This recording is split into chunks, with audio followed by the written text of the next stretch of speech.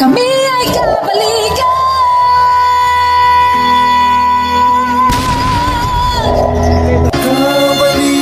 Alas 7 pala ng umaga ni tinatahak na ng mga tropa ang riverside ng Bacoor para po marating namin ang pinaka-venue sa aming pupuntahan. At masigasig po, kasama ko po dyan si screening officer Sir John G at saka si Ma'am Telma, ang kanyang alpa ni Sir John G, at si Sir Electronics na siyang inaangkasang po papunta po doon sa nasabing Cavite de Boracay para po sa nasabing summer outing part 2 doon po sa marine area.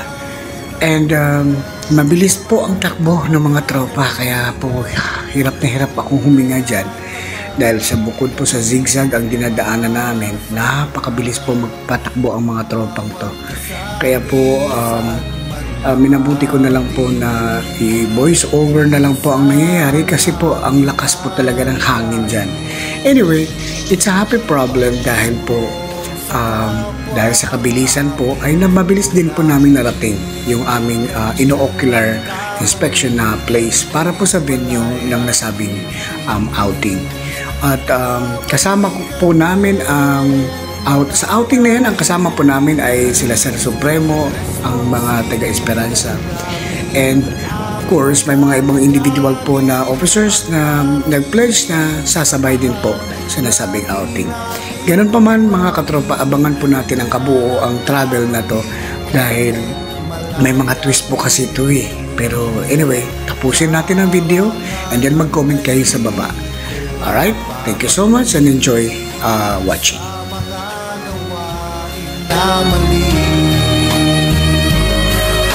Ako'y maglilingkod ng walang pasubali, pagkat sa aking puso tama ang nananaig. Kabalikat net, Malaya, Philippines, responsibilidad namin, aming kakayanin ng ating samahan. Ilang minuto lang ay narating na namin ang open canal dito papuntang General Trias at tuloy-tuloy lang po ang biyahe ng mga katropa dahil nga po sa kagustuhang marating namin agad ang nasabing venue. Responsibilidad namin, aming kakayanin ng ating samahan, lagi nating pagtibayin, ganyan ang kabalikat net Malaya, Philippines. Isang pagkukusa po na gagawin namin ito dahil po sa nasabing outing kasama po namin ang Nanay Owan, Tatay Owan at yung ibang officers po ng National. Ayaw po namin na hindi sigurado yung mapupuntahan at para safe po. Kailangan pong puntahan po ng mga tropa bago man nasabi bago man doon sa araw na kung saan pupuntahan na namin kasi ayaw po namin na magkaroon ng kapalpakan ang biyahe. Ganun pa man, of course, dalawang nakamotor lang po kami dyan para ma-check po namin yung seguridad ng place. Kasi meron po kaming na-receive na balita na sarado daw po ang Marine Base kung saan nandun yung Cavite de Boracay. So para ma-sure namin, kami na mismo ni 1160 ni Sir John G, Ma'am Telma at si Sir Electronics ang pupunta doon sa place para ma-check po talaga namin. And yung lugar na yan ay General Trias na at we're headed away to parang naka-shortcut yata kami dyan.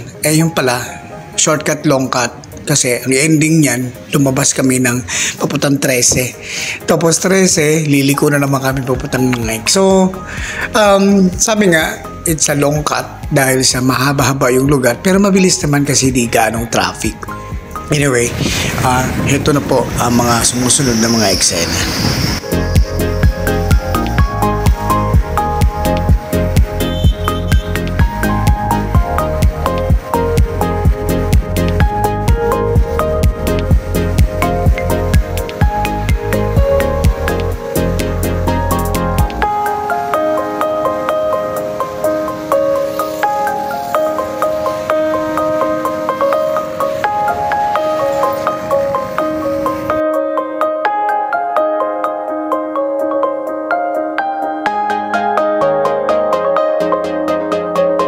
Maya-maya pa ay narating na namin ang 13 Martires. So, doon pa lang namin napagtanto na naligaw nga kami. So, ang ginawa namin, diniretso na lang namin yung pinaka-highway ng papuntang 13. At nadaanan namin dyan yung pinakabayan ng 13 Martires, Cavite. Then, diniretso namin ang daan para lumusot na kami doon sa parting Naik. So, may mga dahilan talaga kung bakit kami naligaw sa araw na yan. Pero sa sobrang madali, hindi na namin nainda. Basta sige lang ng sige. Ganon talaga ang buhay. So, hindi ka pwedeng bumalik kasi mas malayo pa yung babalikan mo kaysa sa dediretsuhin mo na lang yung daan. And of course, hindi namin talaga inasahan na sa aga pa ng umagang yan ay tagtag na sa traffic yung dadaanan namin. Dahil nagbayad 13 kami, hindi namin nadaanan yung Kalabaw na dalawa ang mundo. Long cut, shortcut kami, kaya hindi namin nadaanan yung monumento ng dalawang kalabaw. Anyway, baka pagbalik, makita namin.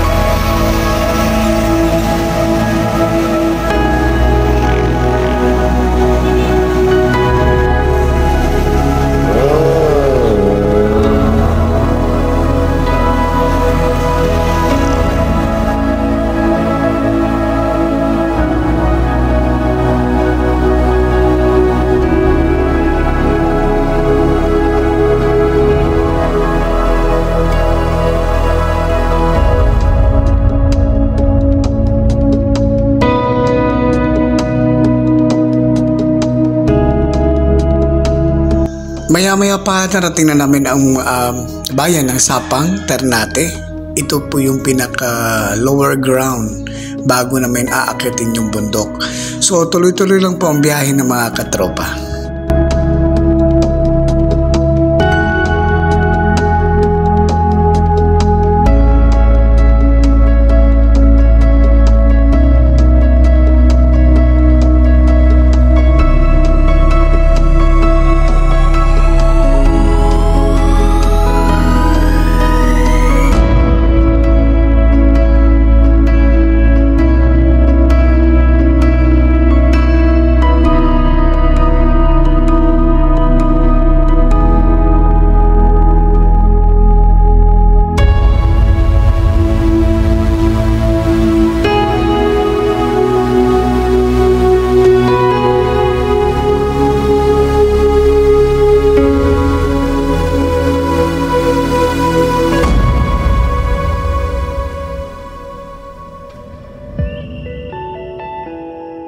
Hindi ko talaga malaman kung ako ba ay lumilipad dyan sa sakay o walis o sumasakay ako sa drone dahil sobrang bilis po nitong dalawa magpatakbo. At nako, si Ma'am Telma, dead man lang. Wala man lang siyang kareklamo dyan sa biyahe niyan. Hindi naman siya nagreklamong huminto muna. Pero ganoon pa man, it's a happy problem pa rin dahil masaya naman nga. Nako guys, dyan nyo talaga mararamdaman yung adrenaline rush itong dalawang piloto na to na kung pagpatakbo parang wala nang bukas. Pero guys, huwag nyo itong gagayahin ha. Hindi kayo na kailangan magmamadali. Sige, kayo, magmamadali kayo, mapapadali din ang buhay nyo. Pero dito naman, ginawa ko ng fast forward para mas mabilis yung ating papananood kasi magsasawa na naman kayo. Tapos, ini-skip nyo na naman yung ads, diba? So, ganun lang po. Yan po yung way paakyat na papuntang Ternate at going to Kaibiyang Tunnel. Yan po yung daan sa taas. Yan po ang Puerto Azul. So yan po, kung gusto nyo pumunta ng Puerto Azul, dito lang po yan banda. Pag akyat po nyo sa bundok, yan, makikita nyo na yan. Alright, so tuloy po tayo at hinahabol po namin ang oras dyan kasi ayaw po namin mainitan, baka matutunaw kami. Diba?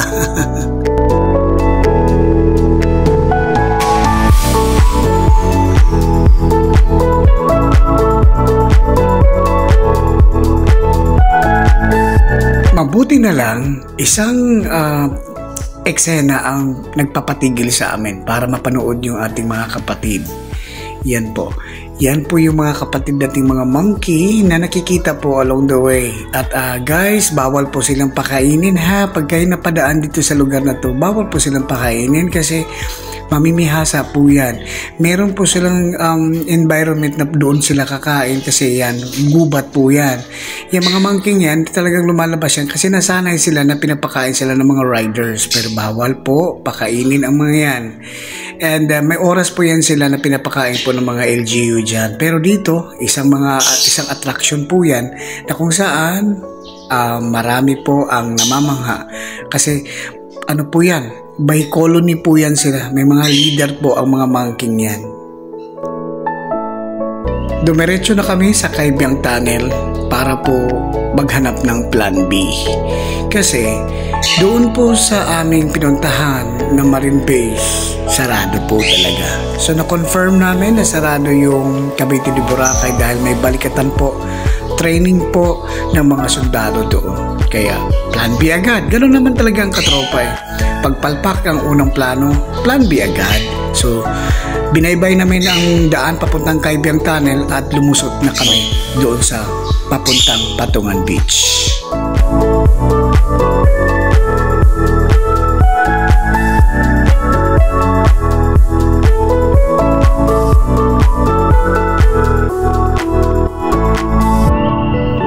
Ganon pa man, napuntahan din namin yung lugar kung saan pwede kami mag-inquire. Agad-agad, naayos namin at bumalik na rin kami po doon sa aming pinanggalingan. Hindi na namin ipapakita sa inyo kung ano yung transaksyon para po may sense of surprise, para panoorin nyo po ang pangalawang version or part 2 ng video to kung saan ipapakita namin sa inyo kung ano ba yung pinuntahan namin dito, bakit kami nagbuwis buhay para pumunta lang dito at mag-ocular inspection sa lugar. And maya-maya konti ay babalik na kami doon so kung saan lumusot kami doon sa sinasabing Kaibyang Tunnel. Thank you so much guys. Kung umabot kayo sa video to, don't forget to like and share, and then of course mag-comment po kayo mga katropa. Comment kayo sa comment section, and then see you on the next video para maipakita namin sa inyo kung ano ang nangyari at kung gaano kaganda yung pinuntahan namin. So yan po, papalik na po kami, papasok ulit kami sa Kaibyang Tunnel, and dito po marami po kasi mga turista dumadaan para sa picture taking, para souvenir. So enjoy the rest of the day and have a good one. See you on the next video guys, and bye for now.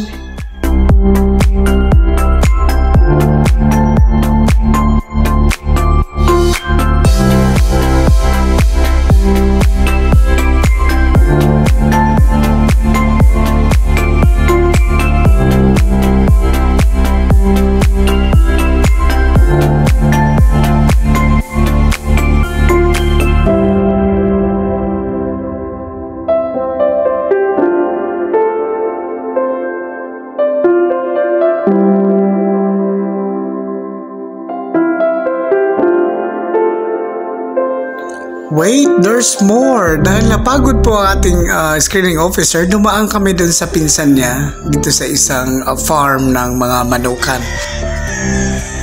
Kasi kalaman si Sir? Ha? May bunga ba yan? Oo, tara sa baba. Bandi na ako makaakyat. Tira! Tara! Daming malalaki. Wag, hangakin ako. Malalaki kalaman si Sir. Ha?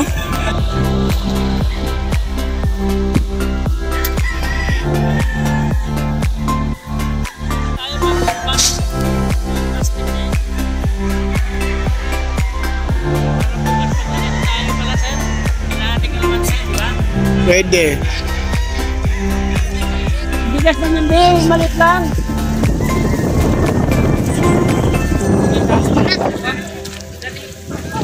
Ano na? Tama ka! Ayoko! Ayoko ako makaakyat! Oh, sanay na sanay yung mga bata, oh. Ha?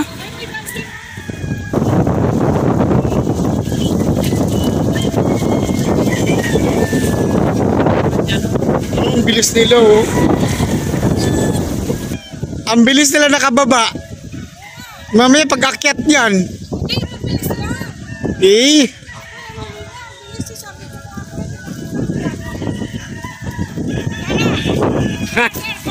Ayoko. Ayaw. At dito po makikita nyo ang wide arrays of mga breed na mga pangsabong na manok. Guys, kung interesado kayo at gusto nyo bumili ng pangsabong, dito po, ito po yung lugar kung saan marami kayong pagpipilian. I-inquire nyo lang po sa Sir Junji. Siya po makakasagot sa lahat ng katanungan. Wala po akong hilig sa manok. Pero pinakita ko lang po sa inyo yung farm na yan. Napakalawak po. Malakas ang hangin, pero ang mga manok dyan ay nako, very territorial. Ang ingay po. Parang pwede niyang gawing ringtone ang mga tilaok ng mga manok. Mga lalaking manok po yan na pangsabong. At kung gusto nyo rin pong bumili ng kalamansi, marami pong kalamansi sa lugar na yan. At mag-inquire lang kayo kay Sir Junji. Siya na pong bahala sa inyo.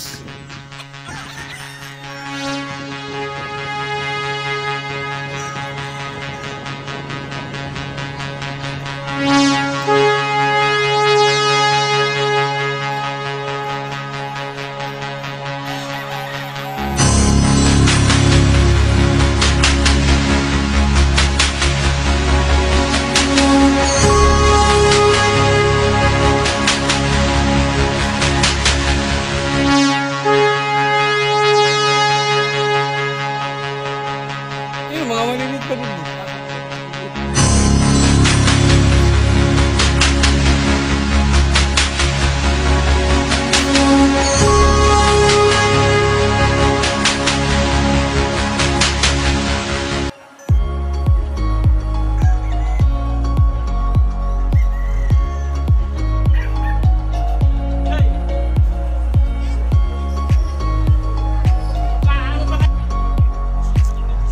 Balahibo niya, babae ang dating. Kaya tinatawag siya binabae, pero ilang beses na nanalo to. Oh, ang galing, oh. 3 times winner. Ha? Nang-aaway ba to?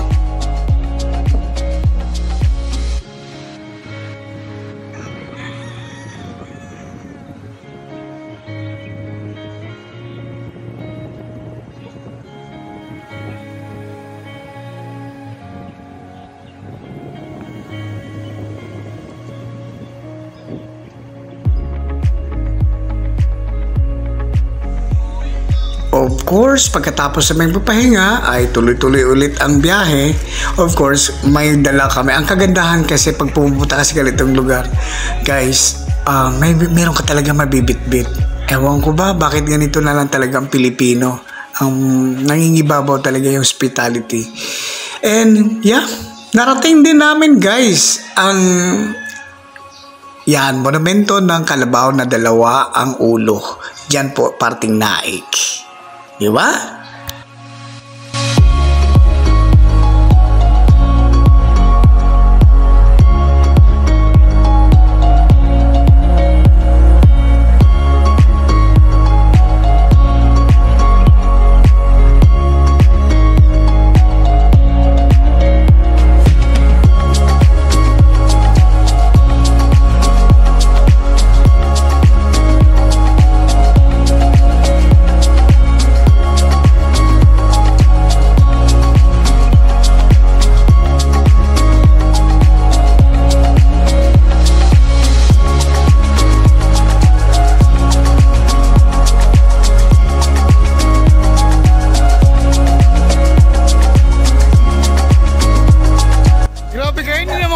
Magpahinga? Ayun, naman yung puso, nandun sa traffic. Alas 3, isang oras. Isang oras lang? At 40 minutes. oh, galing ano, Maragondon? Okay. Ay! Yeah. Pagal na eh.